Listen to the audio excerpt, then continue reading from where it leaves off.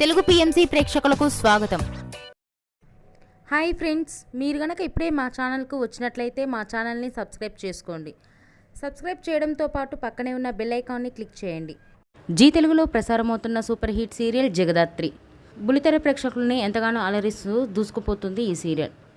ఈ సీరియల్లో కేదార్ పాత్రలో దర్శ్ నటిస్తుండగా హీరోయిన్గా జగదాత్రి క్యారెక్టర్లో దీప్తి మన్నే నటిస్తుంది. తాజాగా దీప్తి మన్నే తన లేటెస్ట్ ఫొటోస్ని అభిమానులతో పంచుకుంది. ఆ ఫొటోస్ని మనం కూడా చూసేద్దాం.